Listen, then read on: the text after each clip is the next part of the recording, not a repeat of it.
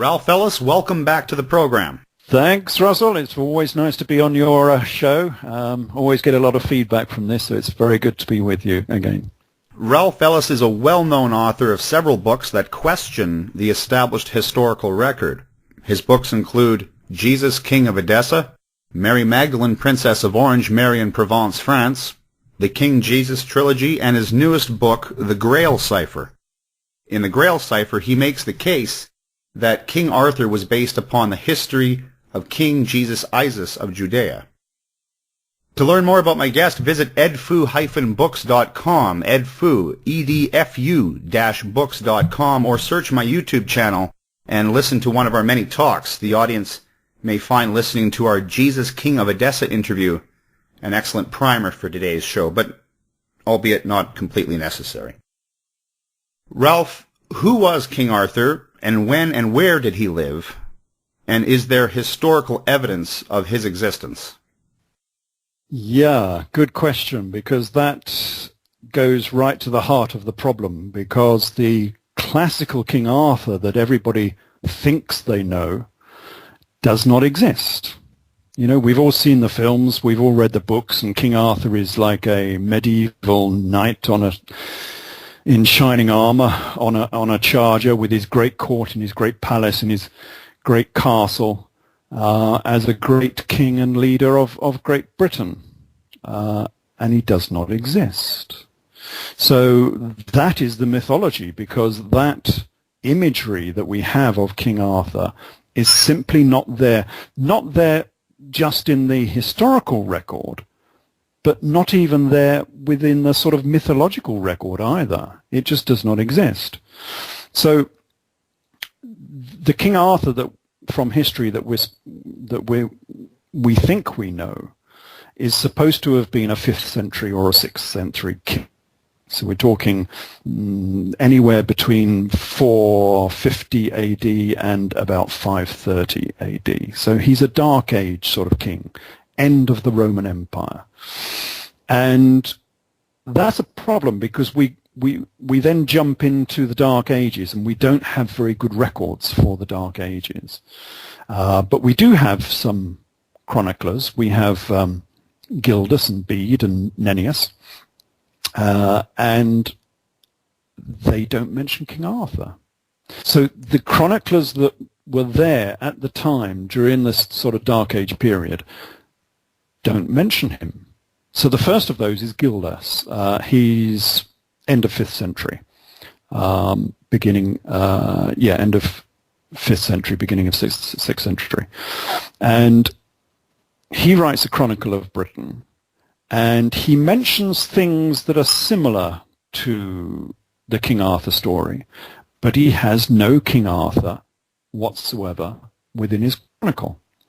Then we have Bede, who also details, Bede is from the 8th century, and he details the same story, the same history, and again, he doesn't mention King Arthur whatsoever.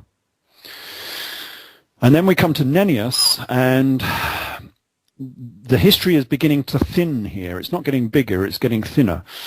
So when we get to Nennius, we've only got about 2 paragraphs, and that's the lot.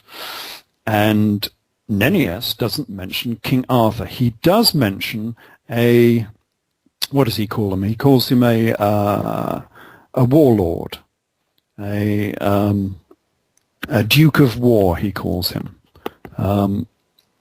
A dux bellum in the Latin.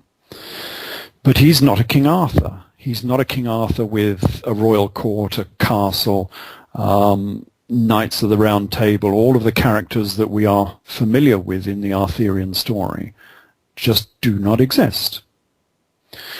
So that takes us up to the 9th century. Nennius is 9th century Chronicle of Britain. So we're already displaced by like 400 years from the time of Arthur, and we have no King Arthur. We then run up to the all-important 12th century, and we have another couple of authors there. We have William of Malmesbury, who's fairly well known, and his first chronicle, which is the beginning of the sort of 12th century, does not mention King Arthur. And then we have Henry of Huntingdon, and again, he does not mention King Arthur. And then we come to Geoffrey of Monmouth and Walter of Oxford. And suddenly, we have the full Arthurian story. So the first thing we need to know about this King Arthur mythology is it has a very, very peculiar chronology. So King Arthur is missing from the entire historical record for 600 years. And many very competent chroniclers like Malmesbury and Huntingdon know nothing about him. And then suddenly we get two authors, Monmouth and Oxford, who suddenly have the complete story.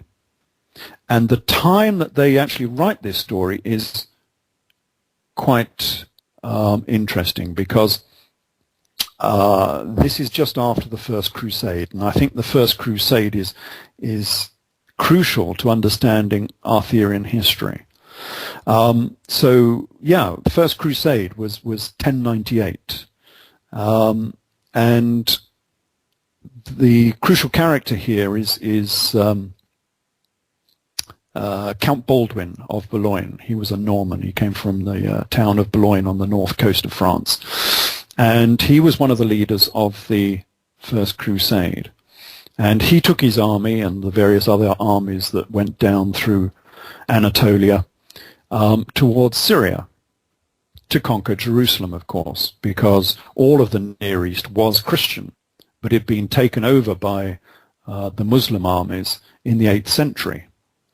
And so they were going there to liberate these Christian lands from Muslim control. But instead of going to Jerusalem, Count Baldwin went to Edessa instead, which is quite strange in a way, because it ties in very well with what I was writing before, because the previous books I have just written were the King Jesus trilogy, which was Cleopatra to Christ, King Jesus, and then Jesus, King of Edessa. And of course, in that book, I said that the biblical Jesus was actually a minor king from the city of Edessa, which is in northern Syria. Well, it's actually in Turkey nowadays, but it used to be in Syria. And it's just across the Euphrates. And lo and behold, the first city that Count Baldwin goes to and liberates from Muslim control is Edessa. So we end up with the same beginnings of the same story.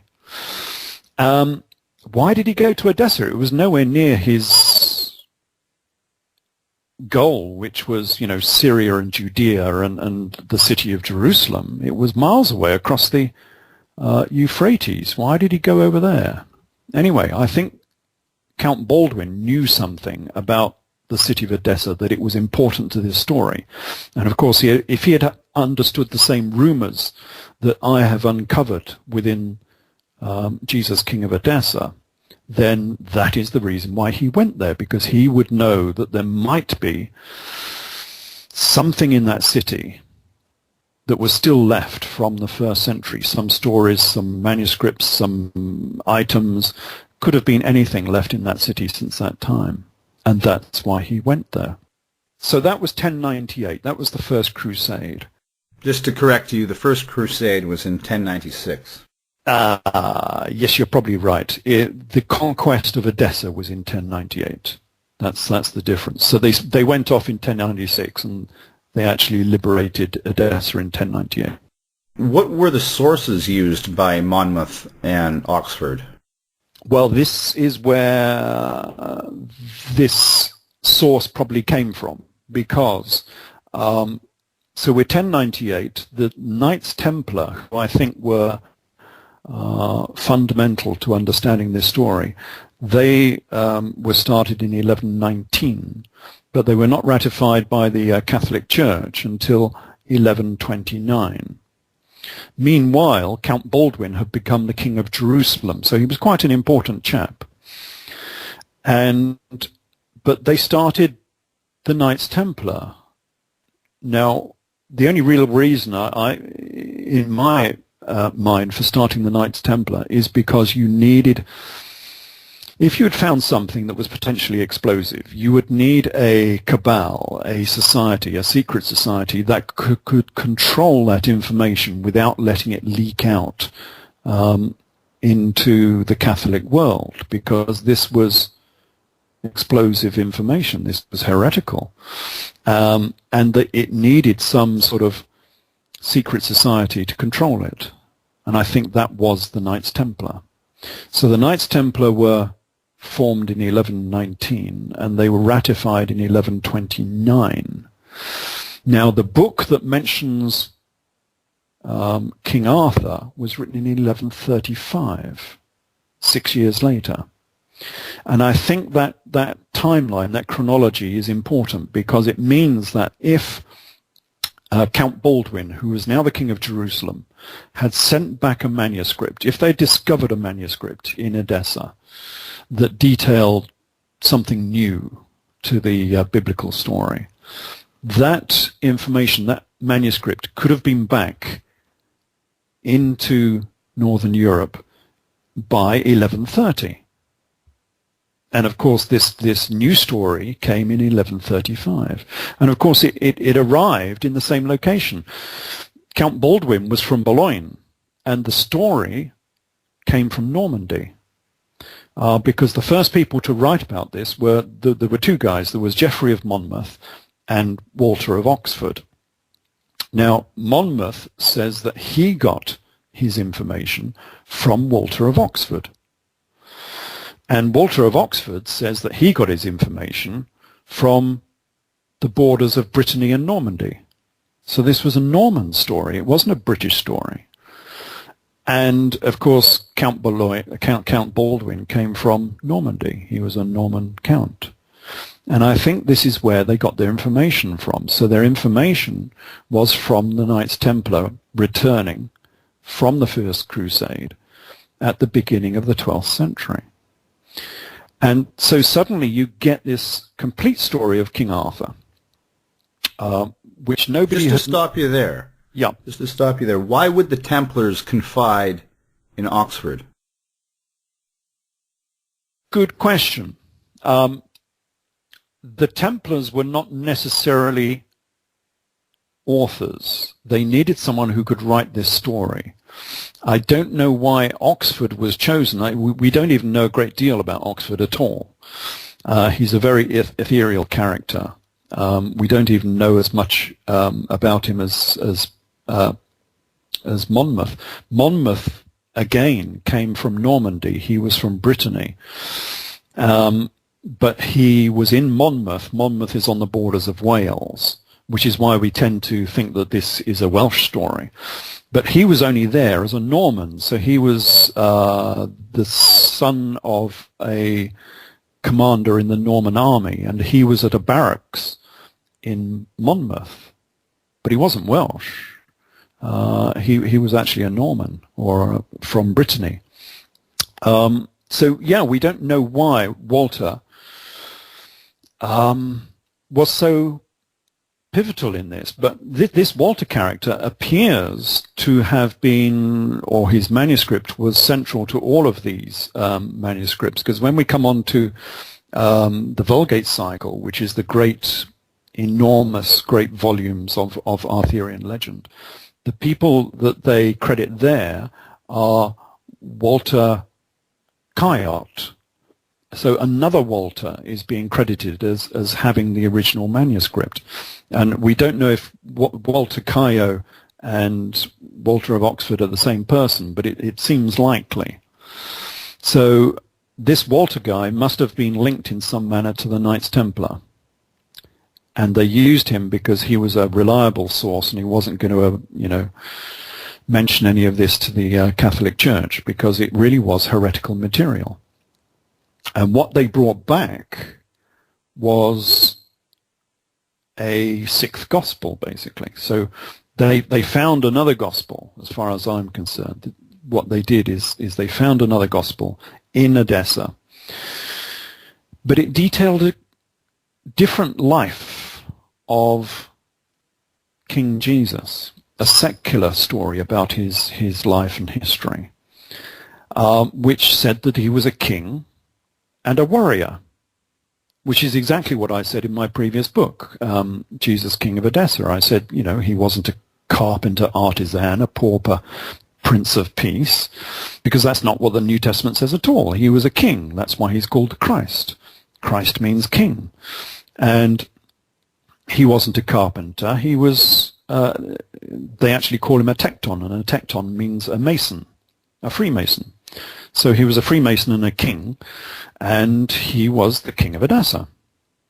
And he was in Judea because the kings of Edessa started the Jewish Revolt, and that's where the sort of gospel story comes from. But this was a new gospel story because it wasn't the official Catholic version, which is the pauper Prince of Peace. This was the original version. This was the version that said he was a king. But what are you going to do with that story? It's a bit tricky, isn't it? I mean, this was highly heretical. You can't, A, go around saying that Jesus survived the cross, that he was a king, that he ruled a principality in Northern Syria, and he was involved in a war with the Romans. It's not exactly the same story, is it? You can't exactly say that this guy was a pauper Prince of Peace. And so there was obviously some debate as to what you can do with this sort of material. And what they did was they grafted it onto the story and history of Great Britain. Why? Well, because there were some similarities here. Judea was rebelling against Rome in the Jewish Revolt, and Britain had done exactly the same.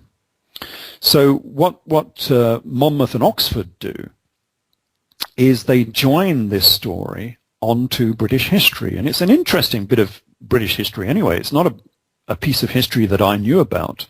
It's certainly not taught about within our education system. So this is the Roman Britain. So we start in the 4th century, and we had 2 British emperors of Rome, who I didn't know anything about. But anyway, the first one was Maximus, who was a possibly Spanish, possibly British leader who gathered an army together and went and invaded Rome. And he became an emperor. But because he was a usurper emperor, he didn't last very long. His revolt only lasted about 4 or 5 years. And he was executed. And then his army went back to Brittany. This is why we have so many links with Armorica, they call it, which is Brittany, on the northwest coast of France. And then Britain was without an army, and so they had to appeal to Rome for assistance on 2 occasions. And then they asked for help again in 404 AD, and Rome refused. They said, we're not going to help you anymore, you're on your own, chum. And so Britain was let loose from the Roman Empire at that stage. And so what the Britons did is they got one of these princes from Armorica, which is Brittany, and they made him the king of Britain. And he did exactly the same. He gathered an army together and he went and invaded Rome. And his name was Constantine III, and he became the emperor of Rome. And again, he was a usurper emperor, and it didn't last very long. It was only 5 years again. And he was executed. And that was the end of Constantine III. Now, Oxford and Monmouth join King Arthur's story onto the line of Emperor Constantine III. So he says that King Arthur was the grandson of Constantine III. And that's where we get the links with Britain. So Britain had this tax revolt against against Rome, the same as Judea had had a tax revolt against Rome. And so the 2 nations had a similar history, and so you could link the 2 together if you wanted to do so. And that is, I think, what happened. So the links we get that everybody uses within classical Arthurian history, saying that Arthur was, the king of the Britons and all of this grand court of Camelot and all of the characters we know, have been joined on to the history of Britain. But that's not where it came from. And we sort of know this because when we go through all of the other manuscripts, so these are the first two manuscripts that detail the history of King Arthur. And then, of course, after that, we come to William of Newburgh, who was only, 10, 20 years later, no, 1160, 25 years later. And William of Newburgh wrote a history of Britain, and he said that everything that Monmouth and Oxford have written is a load of rubbish. So even 30 years later, the chroniclers of Britain and England knew nothing about King Arthur, and he tears into Monmouth's history of Arthur and says it's a complete load of rubbish. And then when we come on to the next manuscripts that detail King Arthur, they're not the same at all. They don't include the British aspect of this story. They just launch into King Arthur as if he's just in the middle of nowhere. I think you were reading Quest for the Holy Grail last night as sort of reference material. And as you probably saw at the beginning of Quest, it just launches into the story. There is no history of Britain first. There is no establishment of, the era or the geography of where this story is placed. It's just a story in the middle of nowhere. And that's what most of these manuscripts do. And all of these manuscripts do something different. I mean, there's the Scottish one has Percival is Fergus, and it's all set in Scotland. The Italian version, which is called Florent and Floret, has King Arthur as the King of Sicily, and he's buried in Mount Etna. And in effect, the Italian version is a copy of the life of King Roger I, who was a Norman, again, these influential Norman knights, who went down to Italy to expel the Muslims from Italy because Italy and Spain were both under Muslim control. It's all about the Crusades again. This was the Crusade to Italy, which happened before the main crusade that we know about, to eject the Muslims out of Italy. And the guy who did it was called King Roger I. And they've turned him into the Arthurian character. And they call him King Arthur, and it's the same story, but it's set in Sicily and southern Italy. What motivation was there for these authors to disguise Jesus as King Arthur? Was it just to sell books, or was it to somehow preserve this history in some encoded way? Yeah, you've got it in one there. They wanted to save this history and encode it so that it could be saved and so that they wouldn't be roasted alive. This was heretical material. To mention that, King Jesus was a king, a warrior, and he survived the cross, was worthy of a slow roasting. You could not write this material in the 12th century. The only way you could do it is by disguising this history in another fashion, which is a tried and tested technique. The Talmud does this all the time. The Jewish Talmud, which is the commentary on the Old Testament, is continually changing people's names to cover up who they are. So, one of the guys that they're always talking about is Balaam in the Talmud. And they say terrible things about Balaam. And it's not until you suddenly realize that Balaam is Jesus that you suddenly realize what they're talking about.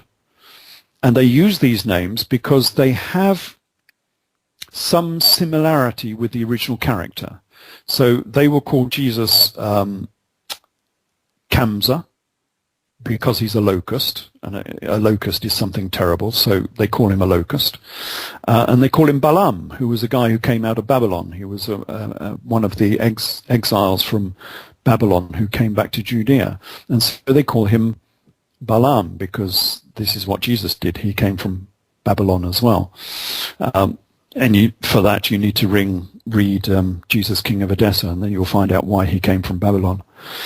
And so they talk about Balaam instead, and they say, Balaam should be boiled in semen and boiled in shit, because they don't like this guy, because he destroyed the Temple of Jerusalem, which is understandable, I suppose.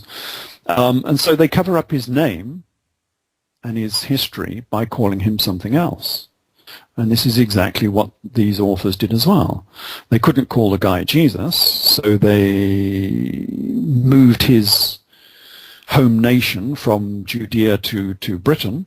They changed his timeline from the 1st century to the 5th century, and they changed his name. But all of these have links back to the original. So again, you were reading Quest of the Holy Grail, and this happens continually through all of these stories. And what does it say? Oh, in chapter 25 of Quest of the Holy Grail, it has Galahad, Percival and Galahad, talking to King Mordrain. Well, if we carry on and read the rest of the Vulgate cycle, King Mordrain was a 1st century king of Syria. And so you can see how it's section 86 if you want to have a look at it. It's as it's narrated in my little book here. So we're jumping. We have we have Sir Galahad and Sir Percival talking to King Mordrain, who's a 1st century character, and so these, the chronology is continually being confused all the time within these books. Perhaps the best one is the original one.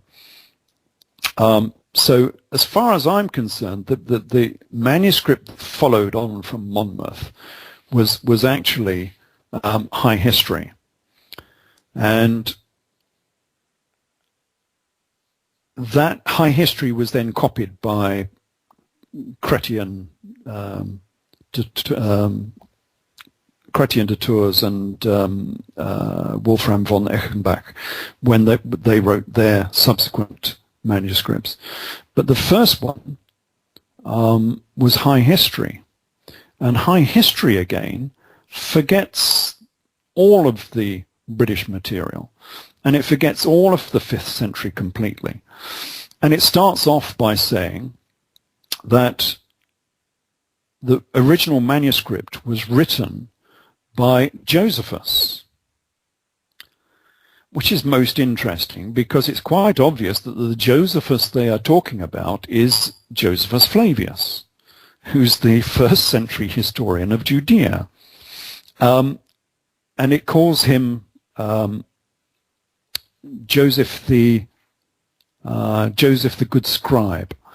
And all through this manuscript, it's detailing the life of Joseph the Good Scribe, who is quite plainly Josephus Flavius. And so we get some of the later historians from the 9th century who write about him. William Neates writes about him and says, this is very strange. They're crediting Josephus Flavius with writing this chronicle. But obviously they are mistaken because it couldn't happen in that fashion. A 1st century character cannot write about a 5th century character. And so they're obviously mistaken. But no, they're not mistaken. High history is saying that the original manuscript came from the hands of Josephus Flavius, who wrote most of the 1st century history of Judea and the Jews. So, in effect, we're saying that this guy was the most prolific author, probably of all time, because he seems to have had his fingers in every single pie going. He wrote his own version of the Old Testament. He seems to have written or edited the epistles in the New Testament and the books of Acts and Luke. He seems to have had a hand in the Talmud, And now he seems to have had a hand in writing the original manuscript that went on to become Arthurian history as well. But as many people know, Josephus never writes about Jesus Christ. Not in the standard fashion. If you look at it in the classical fashion, the only two entries you get about Jesus are the Testimonium Flavium, which is a bogus entry that was written by Eusebius and planted into his book. However... Oh, sorry to cut you off, Ralph. That was Antiquities of the Jews?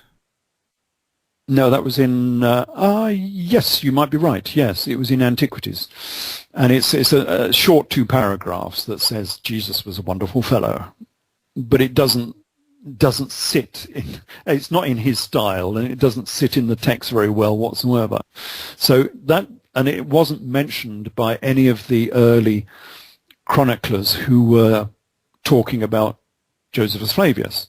So none of the early chroniclers, like Africanus and various others, mentioned this particular 2 paragraphs at all. And it wasn't until Eusebius came along that suddenly he mentions it.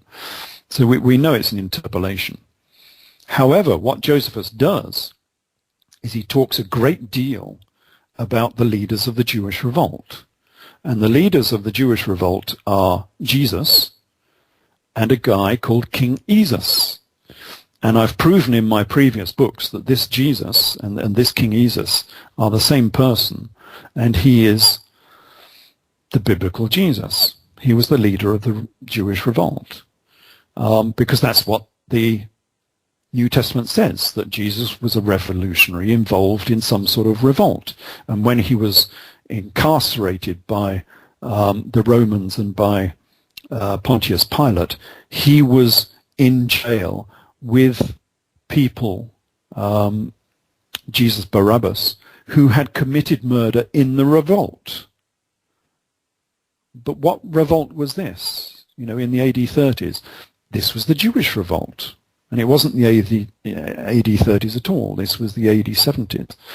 And this chronological chasm, as I call it, between the AD 70s and the AD 30s is a central component of Arthurian history.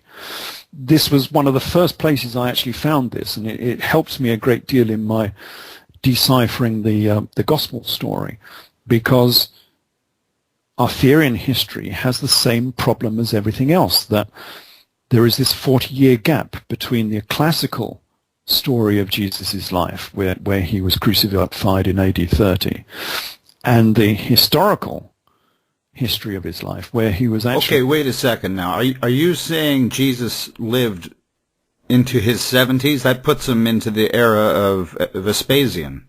Yeah. He was... they're all... of the era of Vespasian. The whole story, the whole gospel story, is about Vespasian. This is why in the Gospels Jesus laments the death of Zacharias, Baruch. Now, this has always been a problem within New Testament studies, because Zacharias lived in the AD 60s. So how was Jesus lamenting his death when he was supposed to have been dead in the AD 30s?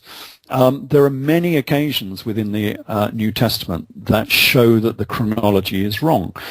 Jesus describes the fall of Jerusalem in AD 70 in the Little Apocalypse. He describes how the Romans surrounded Jerusalem. How did he do that? And then within Arthurian history, we have a wonderful bit that I didn't actually notice before, where we have Jesus in the New Testament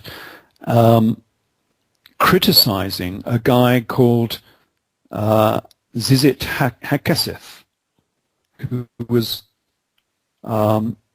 was one of the leaders of the Jewish Revolt in AD 70, and Jesus criticizes him.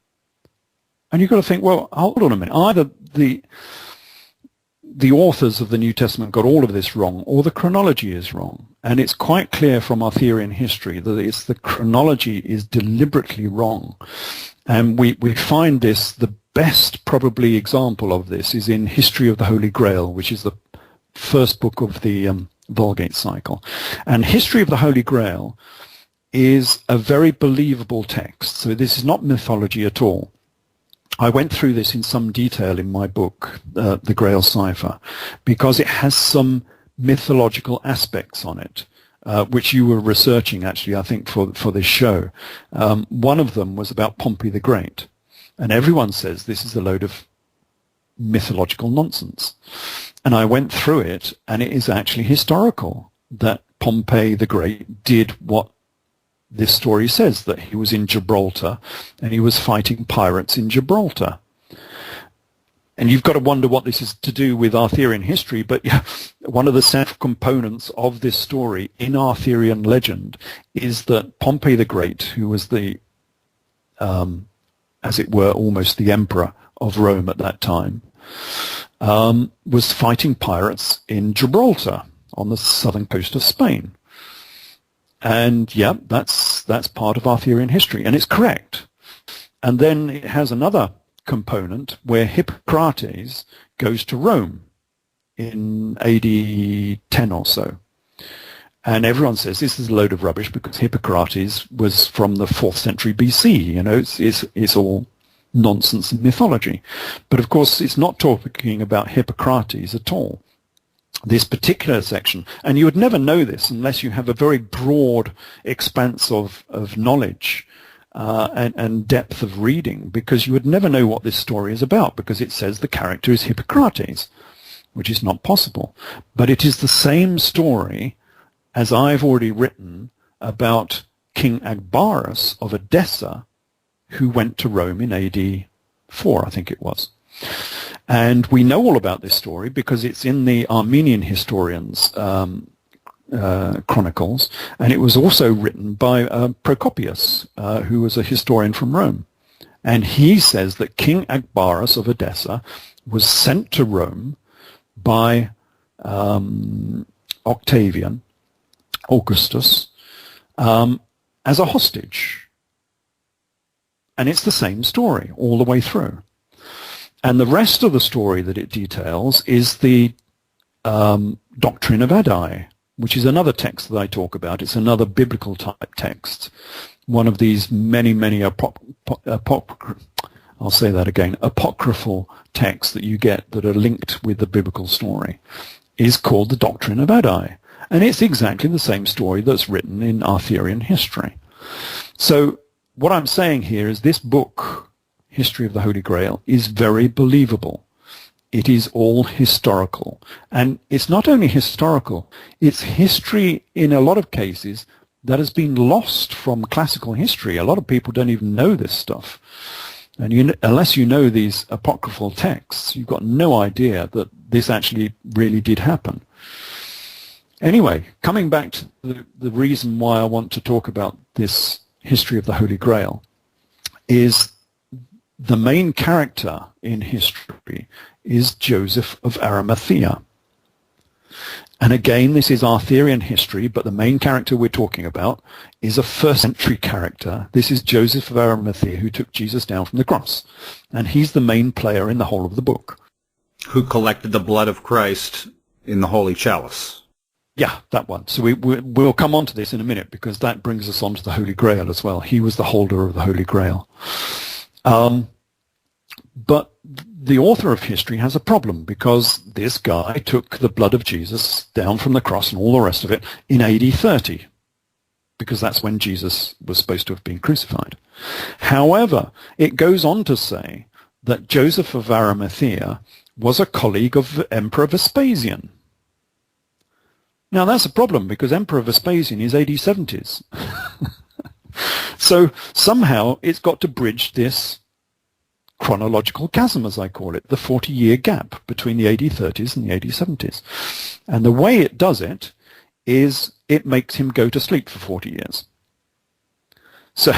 So Joseph of Arimathea, after the death of Jesus, he's imprisoned, and he goes to sleep, and he wakes up 3 days later, and 40 years have passed, and he doesn't realize it. So that's how they overcome the chronological chasm. So you can see that this chronology, the standard chronology we have within the gospel story, is completely wrong. Otherwise, they wouldn't have to manipulate this chronological chasm. And if you do a quick search on my book, if you've got the if you've got the sort of tablet version and you sort of do a quick search for chronological chasm, you'll see that this occurs all the way through my book, because every single manuscript you look at has this same problem with the 40-year gap. And they overcome it in different fashions, but this is one of the most interesting of them, where they make Joseph of Arimathea go to sleep for 3 days and he wakes up 40 years later. And they do that so he can meet Vespasian, because Joseph of Arimathea was a colleague and working for the Romans in AD 70. And more interesting than that in some ways is Merlin and the Grail. To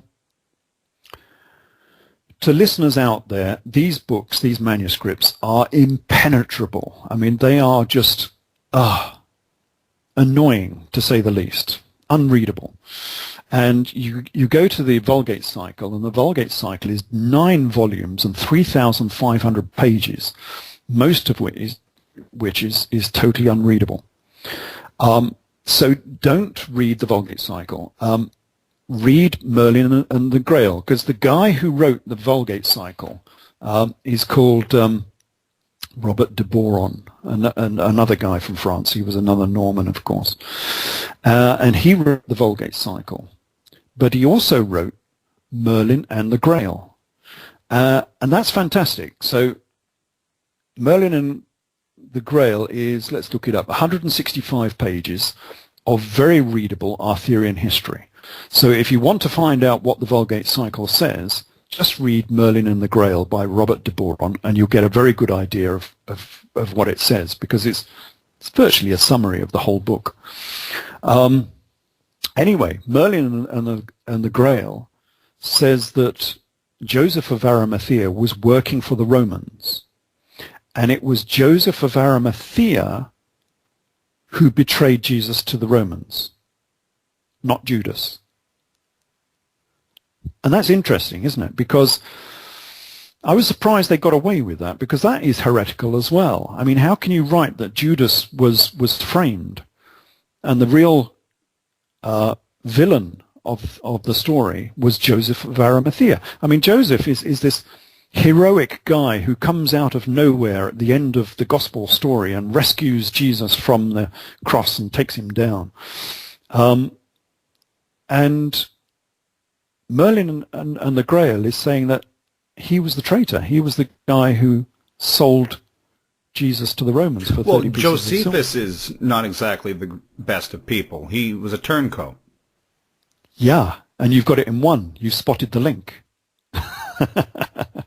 Because in Josephus Flavius' story, it is Josephus Flavius who took Jesus down from the cross. He says this in his life, his Vita. So if you read Vita, which is, again, it's a very short book written by Josephus Flavius, he says that he came back from Tekoa, which is Herodium, just south of Jerusalem, just after the siege of Jerusalem had ended. And he saw the 3 leaders of the Jewish Revolt being crucified. And of course, one of those leaders was King Jesus. And he, Josephus, petitioned the Roman governor, who was Titus, to take them down from the cross. And so he had all 3 of them taken down from the cross. 2 of them died, and 1 of them survived. Familiar story? So, if we conjoin those 2 stories, we now have, because we don't know who Joseph of Arimathea is at all. I mean, he just appears from nowhere at the end of the gospel story, and nobody knows who he is. So Joseph of Arimathea was Saul Josephus. He's the same character. And this is why Merlin and the Grail says that Joseph of Arimathea was the evil guy who sold Jesus to the Romans, because it was Saul Josephus Flavius. And as you said, Josephus Flavius was the evil guy. He was the traitor who was working for the Romans. And so what you get here is you cannot understand biblical type history unless you understand Arthurian history. Because now Arthurian history is filling in all the blanks that we didn't understand before. It's telling us who Joseph of Arimathea was. And that is not clear in the gospel story. It's certainly not clear in any other of the apocryphal stories we have of the biblical story. It's only in the Vulgate cycle and Merlin and the Grail. So unless you understand Arthurian history, you cannot understand biblical history. You see all the links coming together now, why I'm linking Arthurian history with biblical history so much. Because all of it is first century material from Judea. There's nothing in this whatsoever that actually comes out of Britain, apart from that very, very early story by Geoffrey of Monmouth, where he joins this story onto the life of Constantine III. That's the only link we really get with Britain. All of the other stories are to do with Judea. Actually, let me stop you there. We have a question from the audience, or a comment from the audience, I should say. The biggest stumbling block to the Josephus was Saul Paul idea for me is Saul Paul being a member of the Herodian family, while Josephus has never been known as one. And while most scholars could easily point to Saul or Paul's membership of the Herodian family, none of them, including Josephus himself, have ever made serious claims of Josephus also being a member of the Herod family. Yeah, but Saul wasn't a member of the Herod family, was he? He was a Benjamite. You'll have to ask the listener where he attaches him onto the Herodian family, because I don't see Saul as being linked to the Herodian family whatsoever. I link him into being the half-brother of John the Baptist. And that puts a very different spin on it. This is where this contention between Saul, Josephus, and Jesus came from. Because, of course, a lot of people, including the Knights Templar, thought that the true Messiah, the true king, was John the Baptist. But John the Baptist was beheaded, so he was no more, and Jesus took his place. But Jesus was not the brother of John the Baptist. He was the cousin, wasn't he? They were linked by their mothers, were sisters. And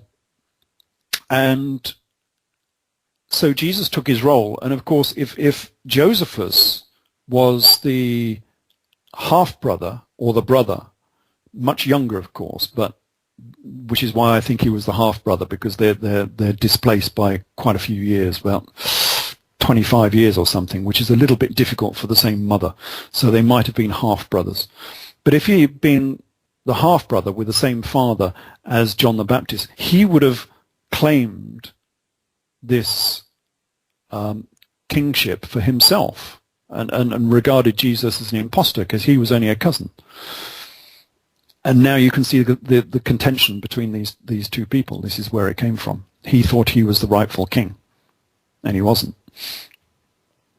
But I don't see where he is linked into the Herodian family. You'll have to ask the listener where he thinks he's linked to the Herodians, because I don't see that at all. Another comment from the audience here. Josephus's Antiquities book mentions and talks of a character called Saulus, that historians both secular and religious agree that he is the Saul St. Paul of the Bible. Ellis's view that Josephus is Paul is not new. However, it is not given much credence. I don't know if it's new or not. I've never seen anyone actually put it out as much as I have. I've seen allusions to maybe there are similarities. You know, a lot of people say, oh, you know, their writings are similar.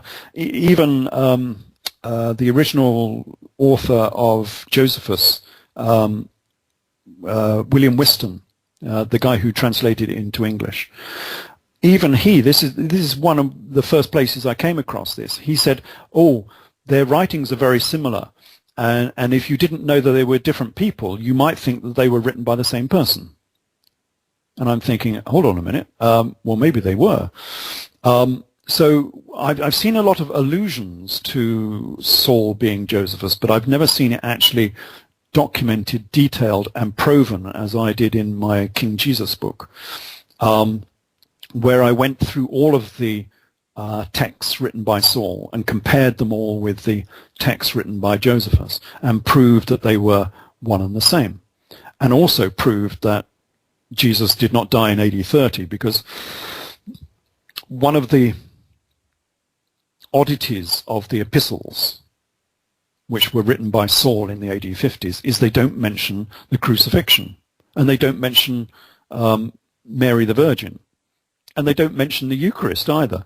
So you get odd allusions to the crucifixion, but nowhere within the epistles do you get the full crucifixion story, the arrest, the trial, the scourging, the crucifixion, the sponge, the spear, the women at the cross, the being taken down from the cross by Joseph of Arimathea, the putting in the tomb, the rising again after 3 days. All of that is missing from the letters of Saul. And you've got to ask yourself why. I mean, this guy was supposed to be going around the Mediterranean evangelizing for the Church of Jesus. And you would have thought the central topic of his evangelizing would be those evil Jews in Rome, in Judea, and the Romans who were backing them, persecuting our dear leader and crucifying him, and him rising again in 3 days. And he doesn't mention it once. Why does he not mention it in the AD 50s? Because it hadn't happened yet. The crucifixion actually happened in AD 70, and that's why he couldn't mention it in the epistles, because it hadn't happened. So I go through all of that in the book King Jesus, and I demonstrate that Saul was Joseph. One of the best proofs, which I like, and I've not seen anywhere else documented, is the trip to Rome. So Saul is arrested. He's imprisoned for 7 years, and he's tried by various Judean governors, and none of them can actually convict him of apostasy or whatever they want to convict him of. And so they decide in the end to send him to Rome. Go and see Nero. Is it Nero? Yeah, Nero. So they send him off to Rome as a prisoner on this prison ship, and this prison ship gets shipwrecked on Malta, and then later on they're taken by another ship to Naples, and then on to Rome to see Nero. And the strange thing is that Josephus Flavius was on the same ship.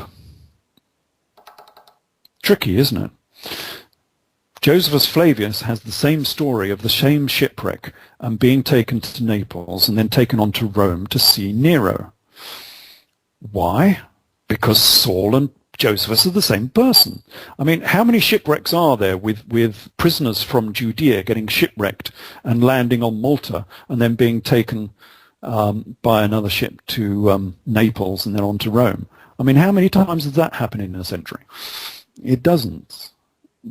They're only the same story because they're the same person. Saul was Josephus. And I had a lot of criticism about this because everyone was saying, it's impossible. Josephus was only born in AD 37. It can't be the same person at all.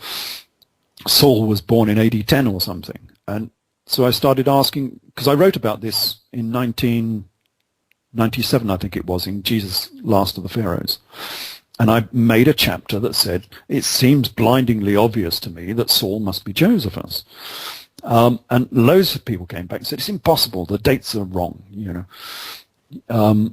Saul was born much too early. So I started asking the questions, how do you know when Saul was born? Oh, well, that's tradition. Well, how do you know? Well, because... And it became obvious that nobody actually knew anything about Saul whatsoever. Everything you read in the history books about Saul has been invented by the Catholic Church. And it's been invented to make Saul fit into what they thought needed to be done to, meet his writing epistles in the AD 50s. So he needed to be born in AD 10 in order to be able to write the letters and do his evangelism around Europe in the AD 50s. But he doesn't need to be born in AD 10 at all. Because if you think about it, all of these Jehovah's Witnesses and the various other people they send off evangelizing around Europe, if you live, I don't know what it's like in America, but if you live in Britain, every couple of months you'll get someone knocking on the door saying, we're from the is it Church of the Latter-day Saints, the Mormons? Yeah, they come around a lot, and the Jehovah's Witnesses and various other people. And they're all knocking on the door trying to sell their wares. And all of them are kids, of course. They don't send old guys out who have a family and need to look after their family, need to have an income. They send out the kids. Well, actually, no, I don't know what it's like in America either because I live in Canada. But right. Here we have... You must get them, surely. Yeah, well, we have the Mormons, and what they do is they send an elder, which is somebody usually that's been in the church for a while. So this is about a 50 or 60-year-old person, and then some young, influential kid, maybe 15 to 20 or something. I find that's how they do it with the Mormons, and then with the Jehovah's Witnesses, same thing. They'll have the one that does most of the talking, and then they'll have a younger guy that just sort of stands there agreeing with everything. Oh, okay. No, we normally get the kids around, no, it's never just two kids. It's always one adult, one kid. I've always had two kids together. When I was in Russia when the wall came down in 91 or whatever it was, and I was staying in Moscow, and they all came over to Russia, of course, because they wanted to evangelize to Russia, because they thought they were all secular atheists. They weren't, of course, but there we go. So they were in the same hotel down the corridor, and they had, as you said, they had one old guy, one sort of elder who was telling them what to do, and he must have had 20 young guys working for him, none of whom were older than 20 years old.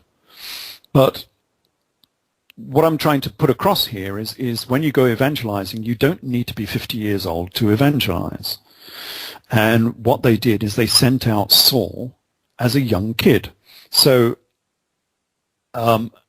within Judaism, and of course Saul was a Jew, you become a man at your bar mitzvah.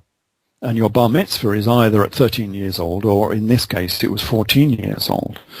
And then you become a man. And now you can go out and evangelize because you're a man. You have all the responsibilities and rights of a proper man. You can get married, you can have kids, and all the rest of it. And this was the difference. You see, Josephus was born in AD 37. He was 14 in AD 51. In AD 52, he could easily be out evangelizing across Europe, especially as he went out with Barnabas. And Barnabas turns out to be his brother. And we know that from the Clementine recognitions, who says that Barnabas was also, it's difficult. Anyway, he turns out to be his brother. So Saul and Barnabas are the two brothers, and Barnabas is the elder of the two. And we know this because when they were mocking Saul in Anatolia, somewhere in in Western Anatolia, they were calling Barnabas was Jupiter, and Saul was Mercury, the fiery little Mercury. So Barnabas was the elder of the two, and he was the elder brother, and he was showing his brother around doing this evangelizing. So the chronology, everything works.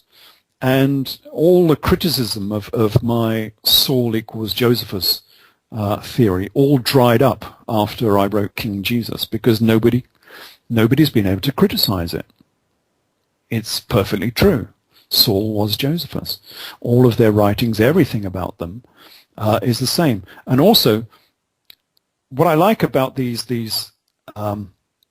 predictions I make and these assertions I make is they explain the previously inexplicable. And one of the inexplicable things we have about the story of Saul is that he was persecuting and arresting the Christians in Acts of the Apostles, as far out almost as Damascus. Now, how was Saul doing this? He had no authority from Judea to arrest Christians. How is he arresting people and putting them in prison? It doesn't make any sense, and no one's been able to explain this whatsoever. But of course, as Josephus, we know exactly how he got his authority, because Josephus was the army commander in command of Judea, and he was arresting Jesus. His enemy in Judea was Jesus of Gamala, and he was arresting his people and putting them in prison. It's the same story. Saul, Saul, why are you persecuting me? It's the same story. As long as you know that Jesus of Gamala was the biblical Jesus, suddenly it all makes sense. And so now the whole story makes sense. Now we know why Saul was able to arrest people in around Galilee and put them in prison, because he was the army commander in charge of Galilee. He was Saul Josephus.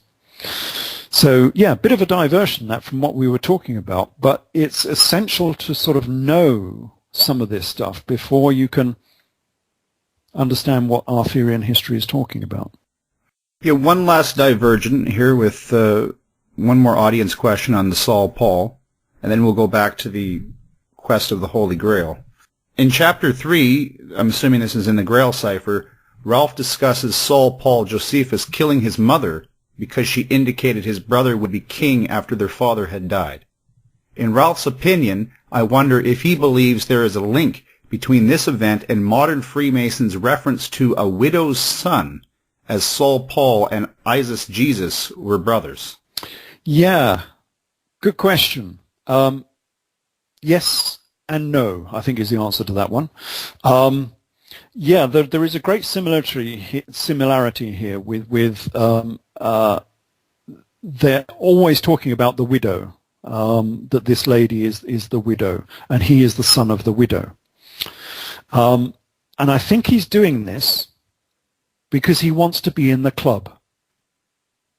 He's not the original son of the widow, of course, but he was... Jesus was a mason. I said this once before. He was not a carpenter. He was a tekton.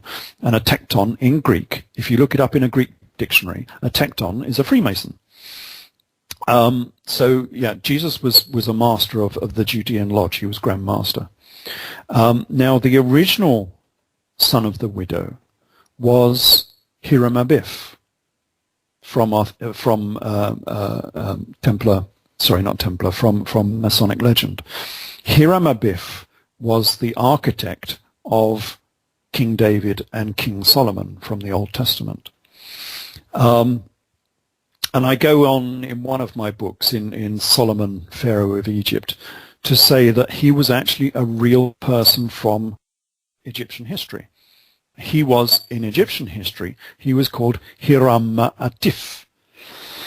And he was the chief architect of one of the pharaohs from the 21st dynasty, Pasiba Kahinit, Susans. And this is one of the reasons why I said that King David and King Solomon were actually pharaohs of Egypt who lived in Tanis, or Zoan. So the Zion of the Old Testament was not Zion, it was Zoan. It was Tanis in Egypt. And the chief architect was called Heruma Atif, who became Hiram Abiff within the Old Testament and within Masonic legend. So that was the original son of the widow, was Hiram Abiff. And he is the great hero of Masonry. And within Masonry, when you go through the third degree, you become Hiram Abiff. You become the son of the widow. And you act out the scene within Lodge where you are killed and then you are sort of resurrected and come back to life again. It's a resurrection story, exactly the same as the history of Jesus, of course. And this is why we have the resurrection story of Jesus, because as a master mason, he would have gone through the third degree in exactly the same fashion. He would have been Hiram Abiff, and he would have been resurrected from the dead, the same as every mason is resurrected from the dead if you go through the third degree, symbolically, of course. But Saul, this coming back to the question of your listener, Saul had been rejected by the Church of Jesus and James. He was the outsider. This is why he ended up fighting them and arresting them across Judea and Galilee, as we said before, as the army commander in command of Galilee. He was arresting the Christians and fighting against Jesus of Gamala, because he had been rejected by the Church of Jesus and wasn't allowed to join them. He wasn't allowed to go through the third degree, and he wasn't allowed to become Hiram Abiff, the son of the widow. So what I think is happening here within Arthurian history is he's laying it on with a bit of a trowel here, trying to say, actually, I was a part of their secret society, and I did go through this, and I was the son of the widow. And this is why he keeps mentioning it all the time, because he wants to be a part of the club, and he wasn't. And that particular manuscript that this is always mentioned in was High History. And High History is the manuscript that overtly says that the original author was Josephus. And this is what we were talking about earlier on, where the 19th and 20th century historians can't believe that Josephus could have been involved in writing this manuscript. But he was, because the original story was more about Judea than it was about 5th century Britain. So, yeah, interesting question, that. But yes, I think Saul Josephus was trying to be the son of the widow when he really wasn't. But something happened here, because all of these manuscripts say that this particular character, who's actually Percival, was involved in perhaps the death of his mother or something. There's something happened, which is part of the reason why he was rejected and became the outsider. Some of them try and say that he killed his father. He stuck a spear through his father's heart. So something happened in that family that started this big dispute. And High History, the central story about High History, is this great dispute between Percival and Alain le Gros on one side, who is the Josephus type character, and all of the other Arthurian kings are all persecuting him all the time. Well, it's pretty much what Josephus is saying in his Jewish War, this big battle that was going on in Galilee between Jesus and his followers and Josephus Flavius and his followers. They had this enormous great battle within Galilee at the run-up to the Jewish Revolt. This was the late AD 60s again. We're in the AD 60s. They had this big sort of almost like a civil war between these two groups of powerful people. Comment here, who cares what happened 2,000 years ago, where Jesus came from and all that crap? Try to get laid as many times as you can while your wiener still works. Yeah, unfortunately, it's a lot Pearls of wisdom. Pearls of wisdom, yeah. The old adage is, if you don't understand history, you are doomed to repeat it. And that's why we need to understand history. And this history, if you want to know why it is pertinent to the modern world, you need to read my Mary Magdalene, Princess of Orange, because we'll probably come on to this a little bit within, because it's a central component of Arthurian. This Arthurian history covers all of the books that I've written. Well, let's get back to the Holy Grail. We can talk about Mary Magdalene. What was the Holy Grail? Because there's not necessarily a consensus as to what it is. Some people say it's a cup, others a stone. What is the Holy Grail?